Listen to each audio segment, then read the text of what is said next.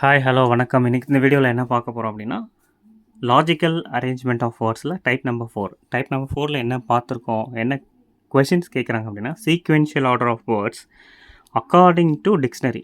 சரி, ஒரு ஒரு வேர்ட்ஸை வந்து 4-5 வேர்ட்ஸை ஷஃபிள் பண்ணி கொடுத்துருப்பாங்க. ஸோ இதை வந்து எப்படி வந்து how can we arrange according to the dictionary ஆர்டரில் எப்படி அரேஞ்ச் பண்ணணும் அப்படின்றத நம்ம பார்க்கலாம். சரிங்களா? சரி, இப்போ இங்கே கொடுத்துருக்காங்க ஹெப்பாட்டிட்டிஸ், காலரா, அப்புறம் வந்து பார்த்தீங்கன்னா பெப்டிடோக்லி கேன் அண்ட் சிட்டின் அப்படின்னு ஒரு 4 விஷயம் கொடுத்துருக்காங்க. இதை வந்து அக்கார்டிங் டு த டிக்ஷனரி ஆர்டரில் நம்ம எப்படி வந்து அரேஞ்ச் பண்ணலாம் அப்படின்னு பார்க்கும்போது, டிக்ஷனரி ஆர்டர் வரும்போது பார்த்தீங்கன்னா ஃபஸ்ட்டு இங்கேயும் சி இருக்குது, இங்கேயும் சி இருக்குது. ஓகே, அப்புறம் ஹெச் இங்கேயும் இருக்குது, இங்கே இருக்குது. அப்போது ஓ, தேர்ட் லெட்டர் ஓ, இங்கே தேர்ட் லெட்டர் ஐ. அப்போது ஆல்ஃபபெட்டிக்கல் ஆர்டரில் ஓ வருமா ஐ வருமானு பார்க்கும்போது ஃபஸ்ட்டு ஐ தான் வரும். அப்போ சிட்டின் ஃபஸ்ட்டு வரும். சிட்டின் தான் ஃபஸ்ட்டு வரும். ஓகே, நெக்ஸ்ட்டு சிட்டின்க்கு அப்புறம் சிட்டின் வந்ததுக்கப்புறம் என்ன வரும் அப்படின்னு பார்க்கும்போது, சிட்டின்க்கு அப்புறம் காலரா. நெக்ஸ்ட்டு சி வந்து காலரா வந்துடும். ஸோ சிக்கு அப்புறம் வந்து பார்த்தீங்கன்னா ஹெச்.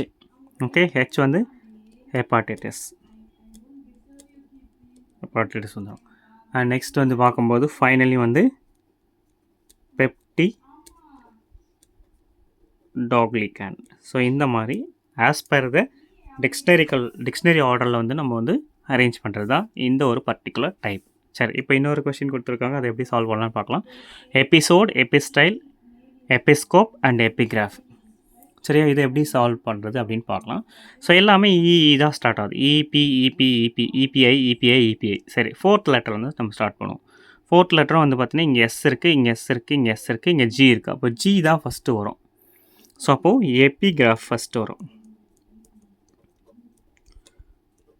சரி, நெக்ஸ்ட்டு எபிகிராஃபுக்கு அப்புறம் ரெண்டாவது எது வரும், அதாவது நம்ம என்ன பார்க்குறோம் இப்போது, இந்த 4 லெட்டர் ஃபோர்த் லெட்டரில் பார்க்கும்போது ஜி ஃபஸ்ட்டு வந்தது, அது பார்த்துரும். ஓகே, சரி, இப்போ இது எழுதியாச்சு. மீதி 3 பார்க்கலாம். எபிசோடு, எபிஸ்டைல், எபிஸ்கோப்பு. சரி, இதில் வந்து இங்கேயும் ஓ இருக்குது, இங்கே டி இருக்குது, இங்கே சி இருக்குது.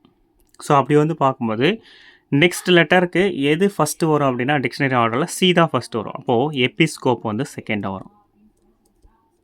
ஸோ இது முடிஞ்சு போச்சா? ஸோ அப்போது 1 இது முடிச்சிட்டோம். அப்போ இது ரெண்டுத்துக்கும் தான் நம்ம இப்போ காம்பேட் பண்ண போகிறோம். ஸோ அப்போது எபிஸ்கோப்புக்கு அப்புறம் எபிஸ்கோப் அப்புறம் என்ன வரும் அப்படின்னா, சரி, எபிஸ்கோப்புக்கு அப்புறம் இங்கே ஓ டிபி. ஓகே, சரி, எபிஸ்கோப்புக்கு அப்புறம் என்ன வரும் அப்படின்னா எபிசோடு வரும். சரிங்களா, episode. So E P I S O S O D. Okay, so இந்த லெட்டர் தான் ஃபஸ்ட் வரும். ஸோ அப்போ எபிசோடு. அண்ட் ஃபைனலி ஒரே ஒரு வேர்டு தான் இருக்குது, அது என்னென்னா எபிஸ்டைல். ஸோ இதுதான் நம்ம எபிஸ்டல். ஓகே, ஸோ இதுதான் நம்ம வந்து அரேஞ்ச் பண்ணக்கூடிய ஆர்டர். ஓகே, அப்போது எபிகிராஃப், எபிஸ்கோப், எபிசோட், எபிஸ்டைல். ஸோ இதுதான் இந்த மாதிரி. இப்போ எல்லாமே ஒரே மாதிரி இருந்ததுன்னா அடுத்தடுத்த லெட்டர் பார்த்துட்டே போங்க. அந்த லெட்டரில் ஆல்ஃபபெட்டிக்கல் ஆர்டரில் எது முதல்ல வருதோ அதுதான் வந்து ஃபஸ்ட்டு, செகண்டு, தேர்ட் அப்படின்னு போயிட்டே இருக்கும். ஓகே, சரிங்களா? ஸோ இந்த மாதிரி கொஷின்ஸை நம்ம இப்படி சால்வ் பண்ணலாம். ஸோ இது ஒரு one of the type in logical arrangement of words. Okay, thank you for வாட்சிங் மை வீடியோ. Thank you, bye.